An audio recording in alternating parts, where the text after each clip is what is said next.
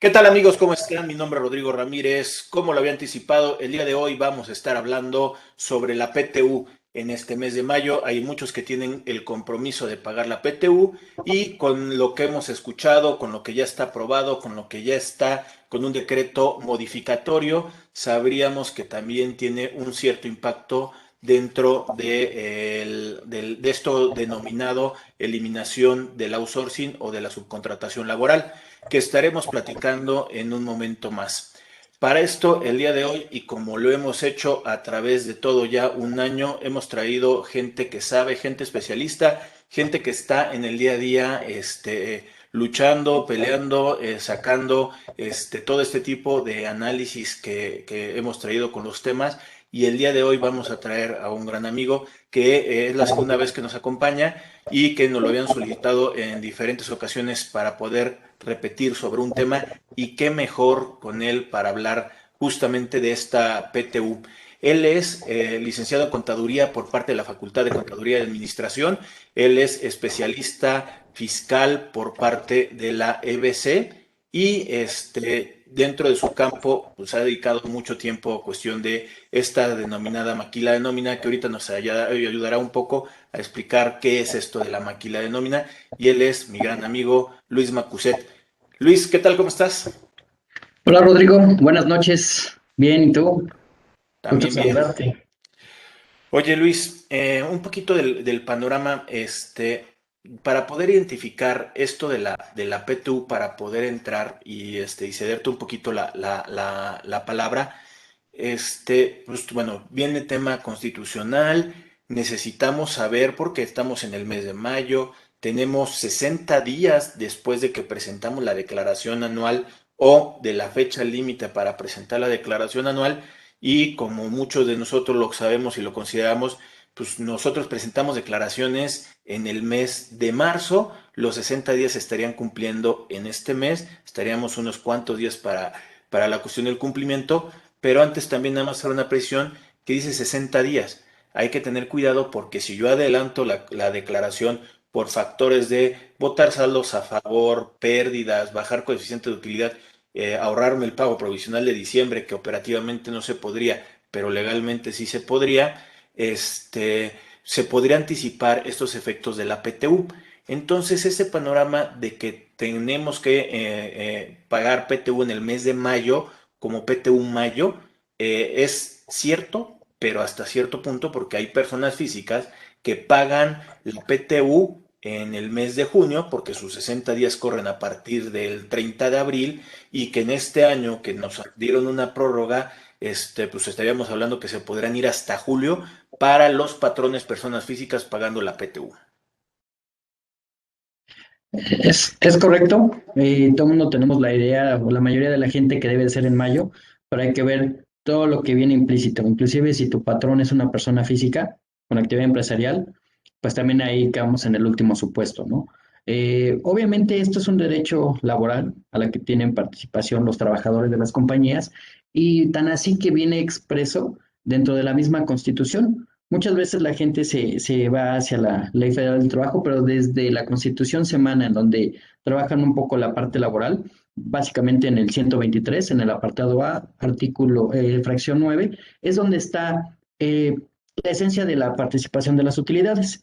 Ya la Ley Federal del Trabajo como tal ya da las pautas y las obligaciones de tanto de los patrones y el procedimiento de cómo llevarlo a cabo, porque no cualquier persona es sujeto a PTU y no cualquier patrón es sujeto a repartir PTU. Entonces hay ciertos lineamientos en donde nos detiene la ley o en donde nos da la pauta. Finalmente, la PTU es enfocado hacia los trabajadores. El espíritu es repartirle ese trabajo que hicieron todo el grueso de la población de una manera equitativa. Inclusive te da algunos límites para que tú puedas, por ejemplo, no vas a repartirle a los administradores altos, a los directores, a los gerentes, una proporción alta.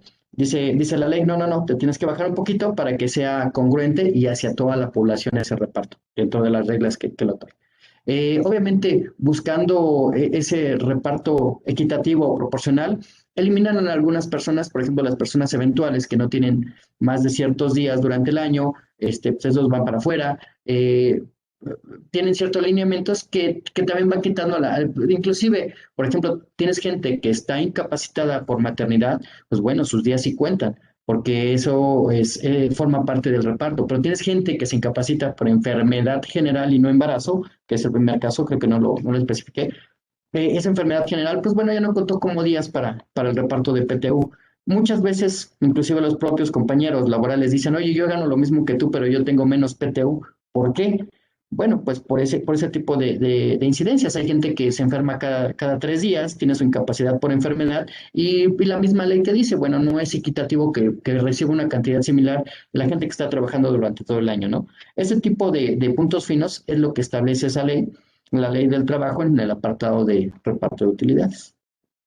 Que como bien comentas, creo que es un poquito de justicia y ese es el objetivo que pudiéramos tener en la Ley Federal del Trabajo, en ese artículo 127 y también ligado en lo que pudiéramos tener en una cuestión constitucional, que es separar esa PTU en dos factores para poder integrar y poderlo encontrar con este trabajador y que al final de cuentas pudiera él tener el beneficio de que fuera algo equitativo, no solamente con una cuestión económica por el sueldo que pudiera estar recibiendo, sino como lo estás comentando, Luis, sería también por los días que estuviera trabajando. Entonces, cada uno de los trabajadores, dependiendo su sueldo y y sus días laborables, pues estaríamos hablando que tendrán una combinación, pero sí es importante tratar de ver que el objeto de esta separación es llegar a una justicia para este trabajador como su derecho. Es correcto. Al momento de tomar dos factores diferentes por sueldos y por salarios, la gente, vamos a comparar un jefe de almacén, un auxiliar de almacén y un director, un gerente de área. Los directores no participan. Cada uno gana en proporción a su puesto. Entonces, el gerente de área puede tener un ingreso, más bien va a tener un ingreso mucho más alto durante el ejercicio y por ende esa proporción de PTU va a ser alta. Sin embargo, de la otra mitad, los días que estuvo trabajando, 365 contra 365 del asistente del jefe, va a ser exactamente igual, justamente para tomar ese principio de igualdad y ser equitativos, ¿no? Entonces, tal vez en salarios no es tan alto para una persona, pero en días sí puede ser similar, independientemente del salario. Muchas veces se ha considerado, y también yo lo he comentado con varios conocidos, clientes y amigos, es difícil el concepto de la PTU porque yo como patrón tengo que desembolsar una cantidad de dinero que forma parte o que parte de mis utilidades, que yo tengo el capital de riesgo y yo estoy generando fuentes de empleo y cuando me va bien pues tengo que repartir cuestión de PTU. De hecho, no solamente sería PTU, sino pagar impuestos, si me reparten dividendos, hay veces que por tener una inversión o por yo tener ese emprendimiento, estaremos hablando que podría estar pagando, o más bien alguien se quedaría con el 52 hasta un 57% de mis utilidades y eso que yo tengo el capital de riesgo.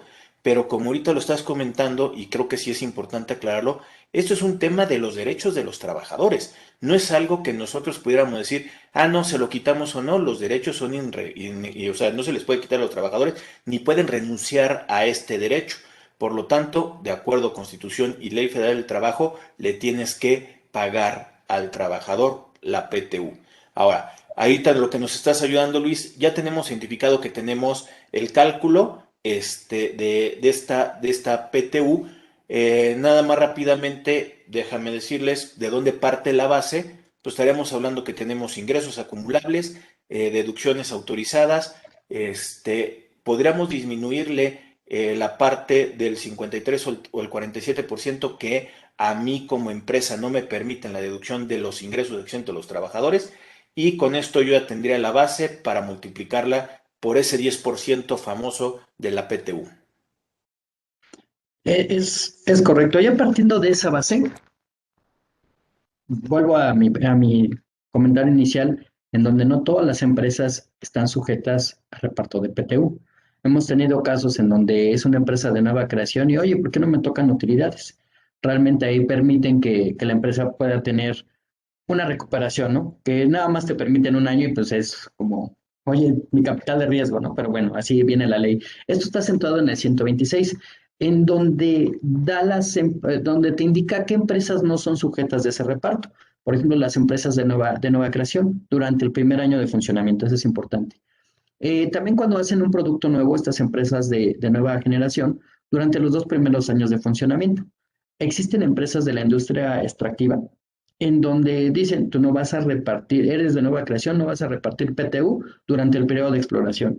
¿Qué hacen? Tienen que empezar a revisar los pozos, vamos a poner algo de petróleo, hasta que ya encuentran el producto que se va a comercializar. Bueno, en ese momento ya puedes empezar a repartir tu PTU eh, durante esa búsqueda de... Las siguientes son las instituciones de asistencia privada. ¿Por qué? Porque su fin no es un fin de lucro.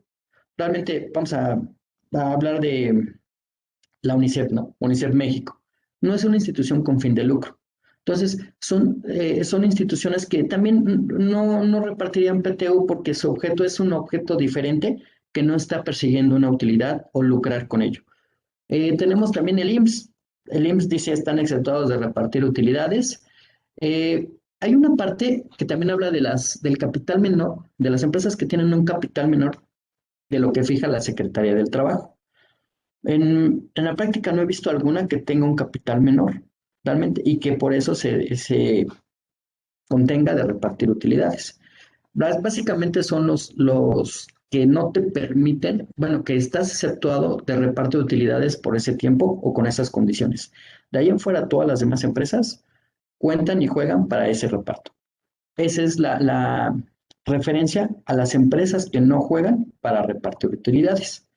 De esa misma manera, pero en contrario censo, y ahora los trabajadores también, lo que les platicaba en el 127, ya dice quiénes son los que no deben de entrar en el reparto de las utilidades. Por ejemplo, la primera parte, la fracción 1 habla de directores, administradores y gerentes generales. Esto tiene su lógica. Supongamos, yo soy director de una compañía, estoy dado de alta, recibo mi salario por nómina y gano el 20% de lo que tiene la demás plantilla laboral.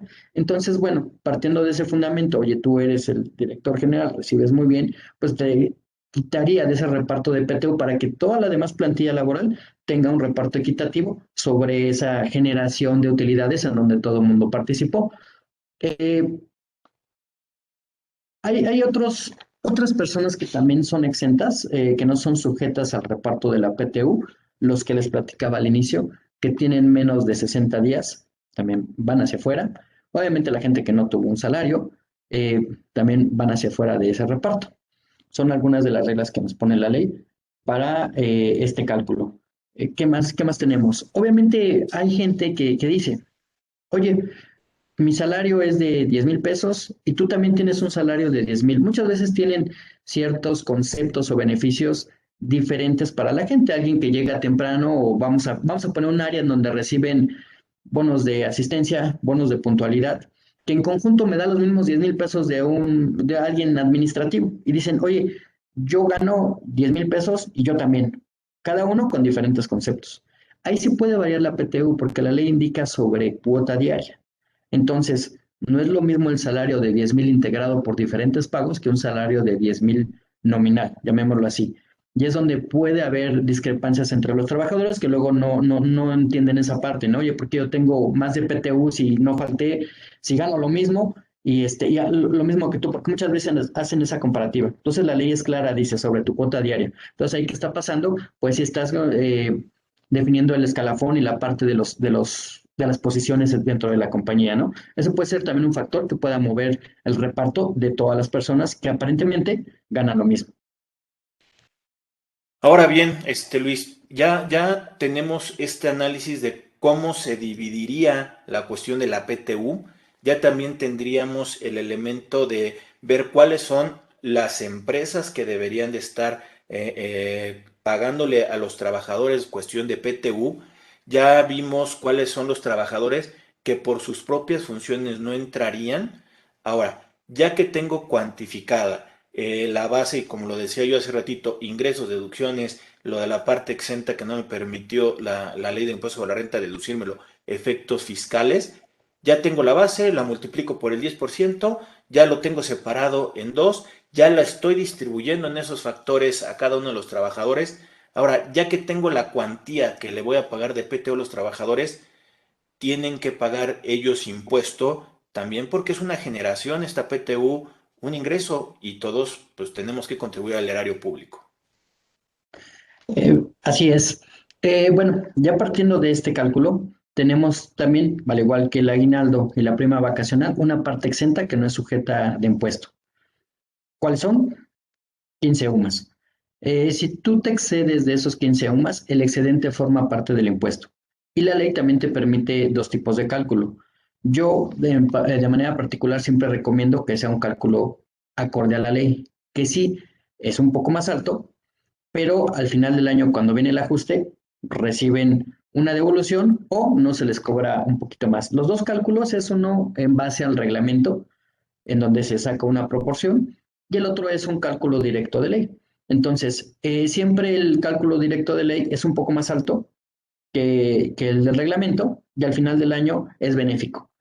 Muchas empresas dicen, mejor prefiero darlo aquí y en diciembre nos ajustamos con el aguinaldo, pero realmente en diciembre es cuando se hace el mayor gasto, la gente está esperando un poco, un ingreso un poco más alto y bueno, también sería importante darles una devolución, ¿no? Es como un plus que podremos tenerlo como empleador hacia los trabajadores. Este cálculo, me voy a adelantar un poquito, nosotros ya lo tenemos generado, ya lo tenemos plasmado, ya tenemos todos los soportes y la ley inclusive dispone, o más bien eh, impone que tengamos una comisión que revise todo esto. Entonces dice, tienes que generar una comisión donde tengas por lo menos dos representantes del patrón y dos representantes del trabajador. ¿Cuál es el objetivo? Que revisen que efectivamente tengas ese 10% integrado, que inclusive lo del año pasado, ahorita voy a tocar el punto de lo no cobrado, esté integrado en esa base, que todos los trabajadores estén dentro de ese cálculo y que esté efectuado el cálculo del impuesto de manera correcta. Yo inclusive por sugerencia de mejores prácticas, lo que hacemos aquí en casa es todo lo que tenemos del año pasado por CFDIs, se confronta antes de que entres a tu declaración anual para determinar los impuestos. Ese amarre de CFDIs que le llamamos nosotros, lo identificamos por cada empleado y esa es nuestra base de la cual vamos a partir para que ustedes también tengan un parámetro entre lo que tienes en tu declaración anual, tu total de sueldos y salarios pagados, y esa es la base de PTU. De ahí ya vas a determinar quiénes de esa base se van por los criterios que habíamos dicho, quién no cumple los días, quién se fue antes, a quién no le aplica, ¿no? Porque inclusive ustedes también tienen que identificar del ejercicio pasado, puedes tener finiquitos pagados, indemnizaciones pagadas de gente que te demandó o que no lo fue a recoger del año antepasado, y esos son los puntos que también tienes que quitar. El salario, ese salario inclusive de un finiquito de hace 2 años, tampoco forma parte del cálculo. Y es parte de los puntos finos que ustedes tienen que identificar. ¿Cómo lo hacen? Con una amarre de CFDIs. Es más sencillo. Entonces, regresamos al tema de la comisión, que trata, más bien su objetivo es revisar todos esos cálculos y estar de acuerdo en ello. ¿Por qué? Por las mismas dudas que platicábamos hace unos minutos. No toda la gente va a tener dudas, pero si hay una comisión que dice, sí, en efecto, está bien calculado, ya lo validamos por parte de los empleados y otro por parte del patrón, pues adelante, tenemos palomita, que esto no puede ser un cálculo definitivo. Pero bueno, eso ahorita le seguimos con ello. Oye Luis, entonces nada más para también hacer unas precisiones ahí, dices que tengo un artículo 93, una es la fracción 14, donde me dice que yo tengo unos 15 salarios mínimos, precisión, debemos considerar que son UMAS, que serían de exención para efectos de entregarle a los trabajadores esta PTU y que lo que exceda tendría que grabar y tendría que pagar el impuesto y ya serían del mecanismo de los dos criterios que tú estás diciendo, el de ley y el de reglamento, para poderle retener si es que exceda de esos 15 UMAS de salario de cuestión de la PTU. Ahora, para efectos de la ley del Seguro Social, en el artículo 27, la PTU no se integra al salario base de cotización ni como parte fija ni como parte variable. Debe de ser la fracción número 4 del artículo 27 de los que se excluyen. Y al igual que como el tema del Infonavit, para efectos del Infonavit también se excluiría a su salario de integración ellos se llaman salario base de aportación, pero utilizan el salario base de cotización para la cuestión de las cuotas. Y en este caso estaríamos hablando que no se integraría todo lo que se entrega al trabajador en cuestión de la PTU. Realmente tendríamos efectos en impuestos sobre la renta pasando las sumas y en algunos estados, en algunos códigos financieros, sí graban la PTU. Hay en algunos otros estados donde la PTU no grabaría para efectos de el impuesto sobre nómina local. Sí, en efecto, obviamente lo que hemos platicado desde el inicio es carácter retributivo a la fuerza laboral. Entonces, bueno, ahí sí tienen ciertas consideraciones, ¿no? Como la no integración al salario diario, no el pago o la exención el pago del impuesto sobre nómina local, y en el ICR, las exenciones para esa cantidad. Oye Luis, entonces ya, y también lo decías hace ratito, ya tengo ahora sí el cálculo, ya sé cuánto le voy a retener, hasta nos diste tú una recomendación que sería hacerle el cálculo de ley, aunque sea un poquito más lo que se llegue a retener al trabajador, y se lo ajustarás al momento en que haga yo la determinación de la declaración anual de los trabajadores, ahí lo ajustaré. Yo también lo que he comentado es si tengo un error en nómina, porque también somos humanos y puede ser que me equivocara con una retención en una quincena, en algún pago mensual o semanal, siempre es recomendable hacer ciertos ajustes cuando hay dinero, porque cuando no hay dinero hay veces que la siente el trabajador y piensa que todo está mal. Entonces creo que los buenos momentos para poder hacer ajustes a favor o en contra es cuando tiene un poquito más de recurso el trabajador, que en este caso puede ser el aguinaldo que pudiera recibir una mayor cantidad, como lo acabas de decir, o ajustarlo también un poquito ahí en la PTU. Al final de cuentas, los conceptos van a estar, y eso también lo acabas de comentar, todo en un timbrado, en un CFDI versión 3.3 y la versión de nómina que al final de cuentas pues estamos utilizando ya a partir de 2018. Eso es bueno también para poderlo tener en cuenta. Correcto, debemos de tener todos esos soportes. La parte de la comisión también se tiene que exhibir inclusive en la propia organización.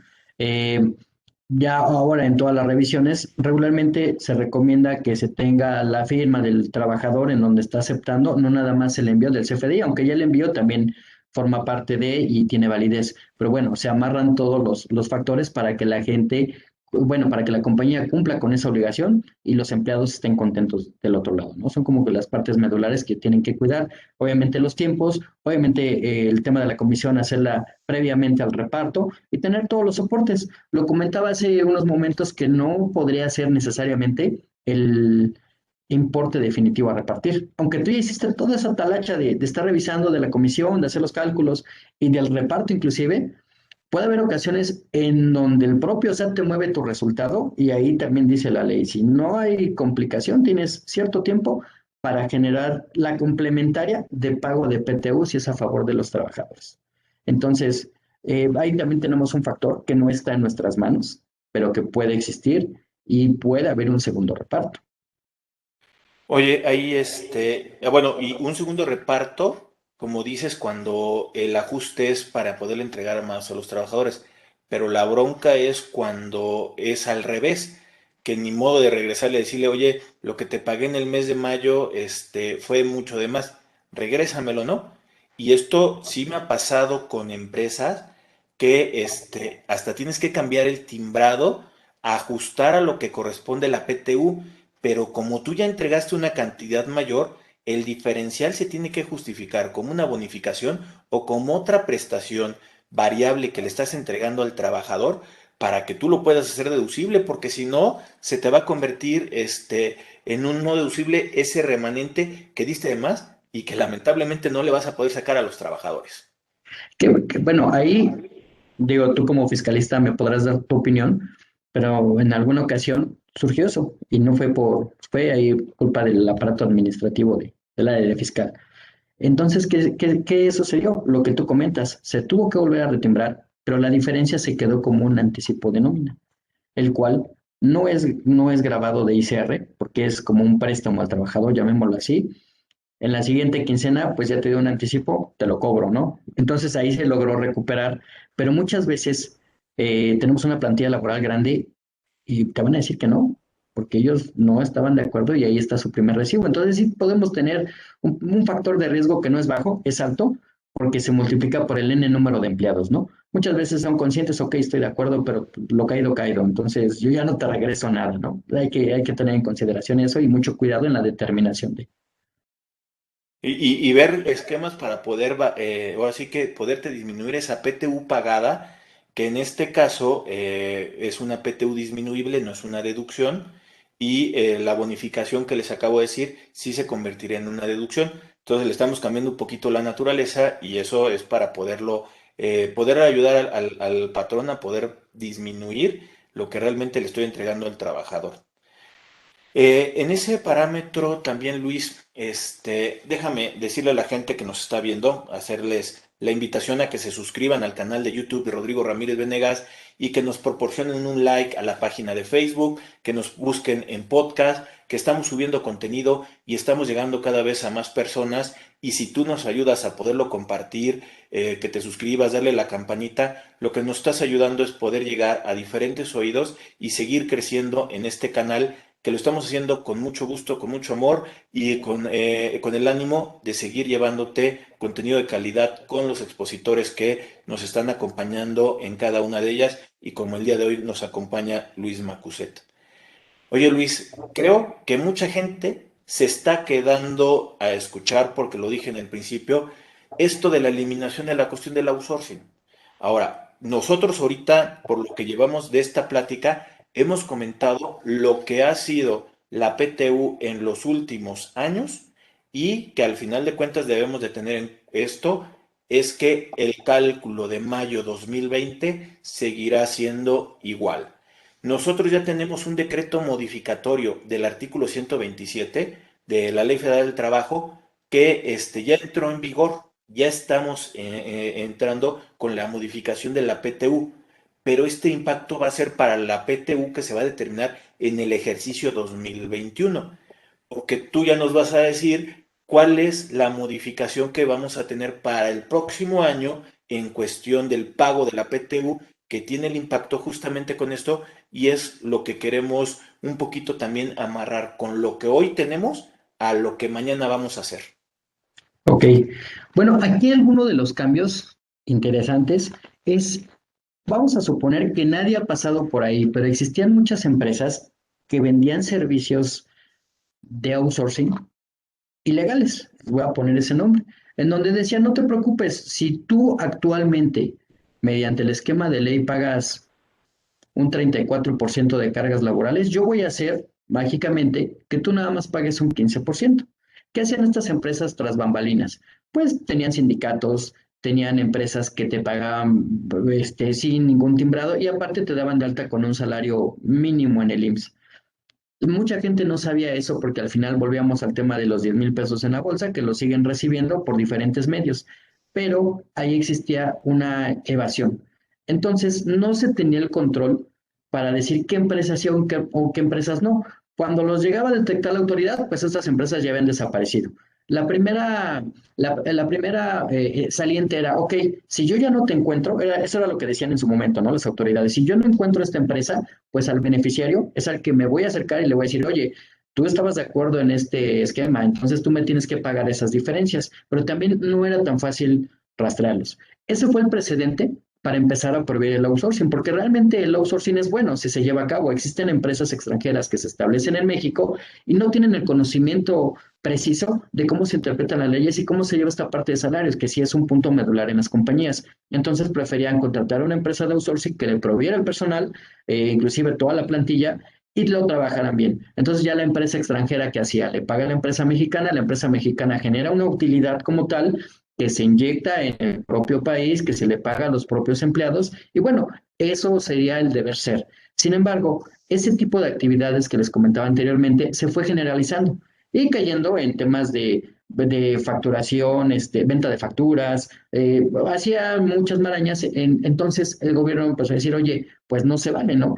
Primero por el efecto que tienen en los trabajadores, porque ellos Finalmente, al no estar con sus cotizaciones adecuadas en el propio instituto, pues tienen menos ingresos cotizados para efectos de Afore, para efectos de créditos Infonavit, para ese tipo de cosas que no lo ven en primera instancia los empleados, pero que sí son importantes.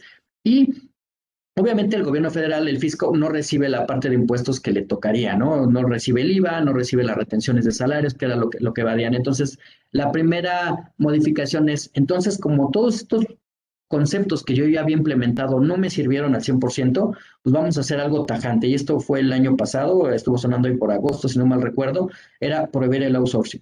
Obviamente, cuando empiezan las pláticas de prohibición del outsourcing, pues muchas empresas, como el caso de las empresas extranjeras que te comentaba, dicen es que entonces cómo yo puedo operar y se llegaron a los acuerdos que recién se publicaron. Imagínense una empresa estadounidense o de algún otro país que generaba millones de dólares de utilidad, que era por su negocio propio y no necesariamente por el trabajo que hacían los empleados en México, sino era conjunto global a nivel mundial. Decían, oye, ok, si tú me vas a prohibir el outsourcing, ¿qué tengo que hacer? Pues te tienes que llevar a tus empleados a tu propio registro. Oye, pero si mi empresa está haciendo todo esto, pues sería injusto que si yo de una manera global y a nivel mundial genero esa cantidad, no necesariamente lo que estoy generando en México sea sujeto de reparto a mis empleados, porque ya me vuelvo una empresa que no soy productiva de acuerdo a mis estándares. Entonces, la primera modificación o las que hacen a esta ley de la PTU es, se quita el outsourcing, ese tipo de outsourcing que no está especializado, entonces tú lo tienes que absorber como tal. Sí van a permitir empresas especializadas como tal. ¿Y a qué me refiero con empresas especializadas? Yo me dedico a un call center. Tengo a mis 250 empleados contratados de call center, pero yo necesito tener una empresa que me provea agente de sistemas especializados en la telefonía, en la disminución de ruido, en cosas que no son el objeto principal de la compañía y me ponen un técnico que debe de estar ahí sentado por cualquier cosa que se necesite. Ese es un servicio especializado, que es cosa diferente que se llevaran a mis 250 ejecutivos telefónicos en un outsourcing y que estén trabajando para mí al final del día, pero que digan, no, es que son mis empleados, ¿no? De un outsourcing. Esa es como la diferencia a grandes rasgos, ¿no?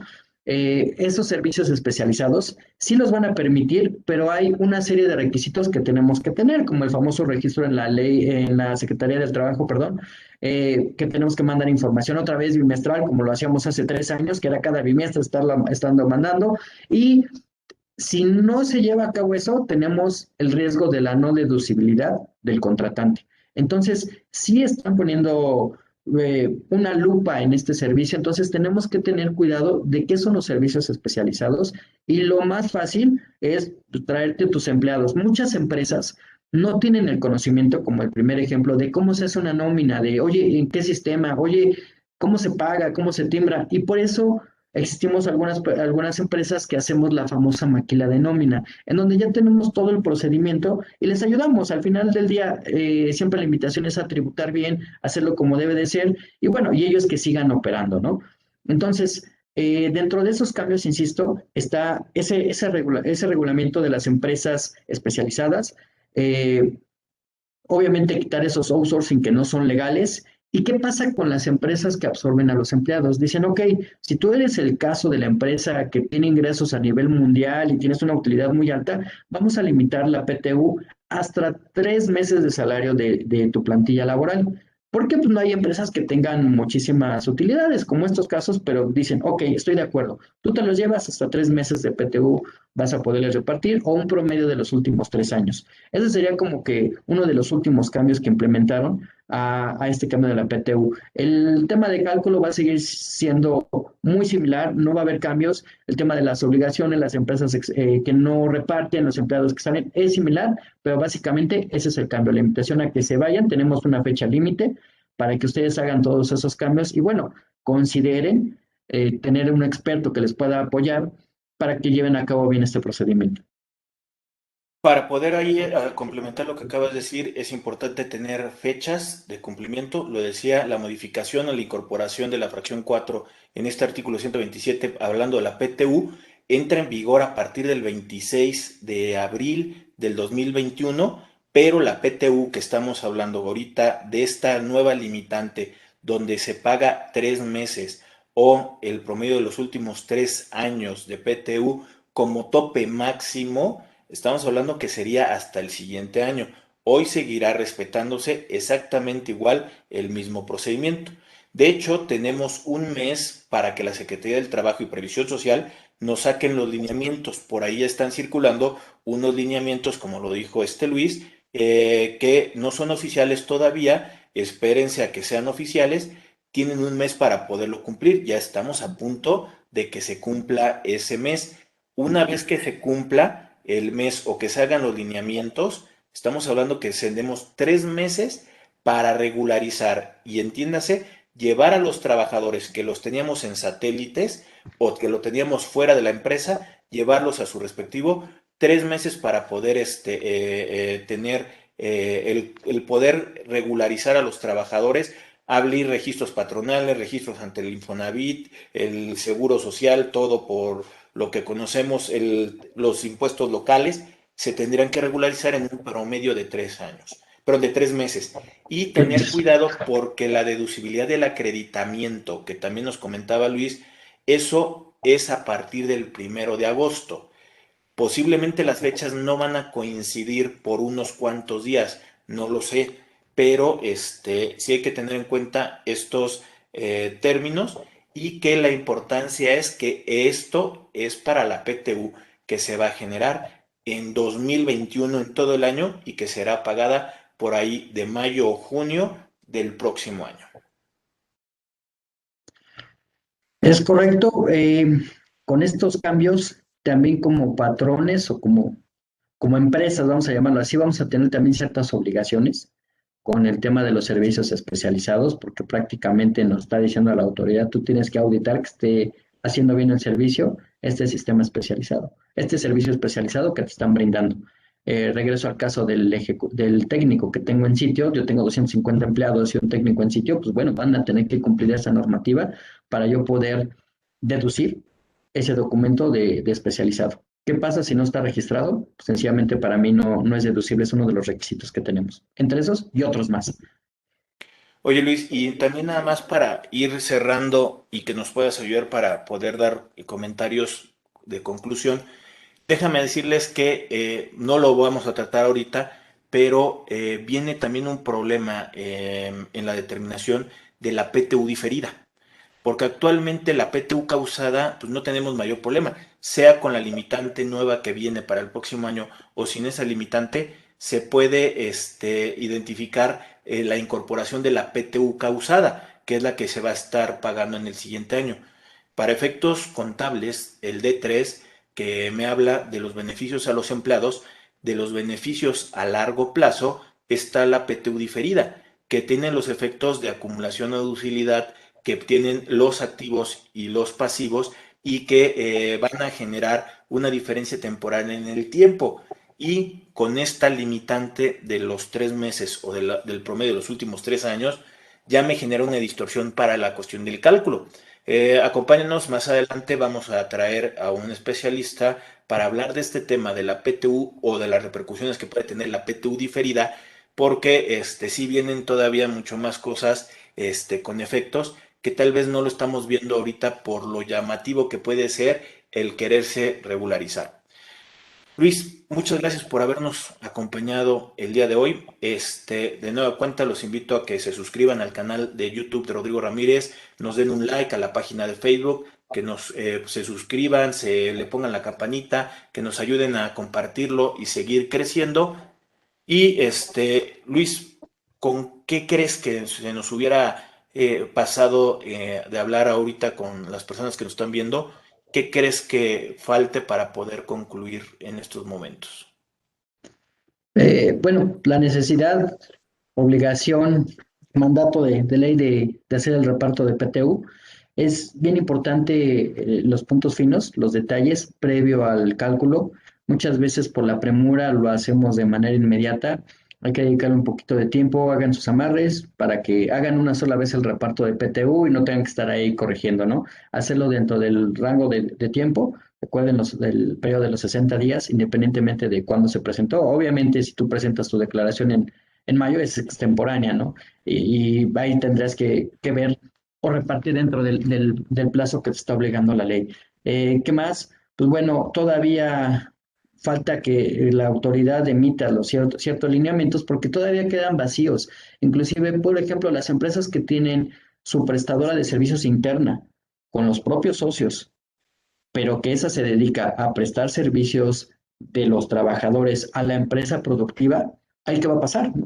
Vas a ser especializado, vas a formar parte de... Y hay una parte en este nuevo decreto o en este cambio que dice, te voy a considerar como especializado si formas parte del mismo grupo, pero también tiene que hacer todos los registros, presentar la propia información a su propio contratante, que es la misma compañía, que es el mismo grupo empresarial. Entonces hay ciertas aristas que tenemos que esperar esos lineamientos, pues para poder estar en regla, ¿no? Porque todavía existen muchos vacíos o muchos ejemplos en donde no está cubierto por parte de esos lineamientos.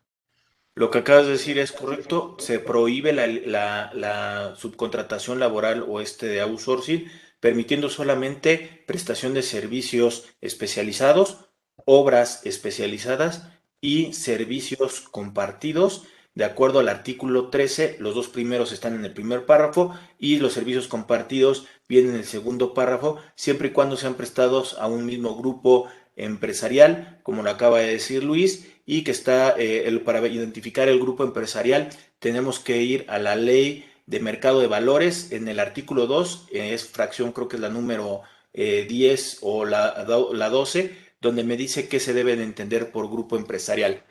También yo les haría la recomendación, acérquense con gente que sabe ahorita con este movimiento. Hay gente que lleva muchos años llevando la maquila de nómina y el día de hoy es muy necesaria para efectos de llevar ya internamente estos trabajadores y que te puedan auxiliar. Muchas veces ustedes saben que estas outsourcing solamente eran pagadoras y que realmente el día de hoy necesitas a una maquila de nómina para poder subsanar las cosas que tienes que tener internamente y que el día de hoy que nos acompañó el licenciado en Contaduría, especialista en fiscal, Luis Macuset, es director de una empresa que se dedica justamente a esta maquila de nómina QPS Administration. QPS Eh, Administration. Adelante. Sí, gracias. Sí, como lo comenta bien Rodrigo, es importante que en este cambio tengan en consideración que no nada más es subirlo al programa, deben de tener ciertos lineamientos que ustedes tienen que contar con sus empleados, por ejemplo, la antigüedad. ¿Qué va a suceder si el actual proveedor de nómina o su outsourcing actual los va a finiquitar? Ustedes van a hacer una sustitución patronal, todos esos tipos de temas en donde el empleado dice, bueno, a mí me finiquitaron y me dieron mi aguinaldo hasta el mes de mayo. Entonces, de junio en adelante, ¿cómo va a ser? Ah, bueno, te vamos a dar sobre tu nuevo salario o el salario que tenías. Todo ese tipo de cosas o repercusiones es importante acercarse a un experto y también cómo lo van a llevar. Tengan mucho cuidado en los procedimientos. Regularmente son los puntos finos que luego se brincan. Temas de retenciones. Un ejemplo muy rápido, me va a tomar 2 minutos. Muchas veces el chico del nuevo de nóminas pues, recibe una gratificación que se le dedica a los directores, hace mal el cálculo y viene la parte del ajuste anual en donde pues, el director tiene que pagar más de 2 quincenas porque hubo una mala retención. Oye, pero está sobre tabla, sí, pero no te lo acumularon. Recuerden que el ICR ya es acumulativo, ya está por CFDIs, entonces al final del año tienen que rendir cuentas todos. Entonces, acérquense a un especialista, con gusto estamos para apoyarlos. Creo que sería todo de esta práctica por el momento. No sé. De nuevo, cuento ahí, Luis, pues muchas gracias. Los conceptos que nos acabo de decir creo que nos ayudan a poder entender este panorama de la PTU y de lo que sigue hacia adelante. De nuevo, cuento, muchas gracias por habernos acompañado a este canal. Muchas gracias, Luis. No, al contrario, es un gusto y aquí seguimos a tus órdenes. Bueno, estamos en contacto. Muchas gracias por acompañarnos. Saludos. Bye.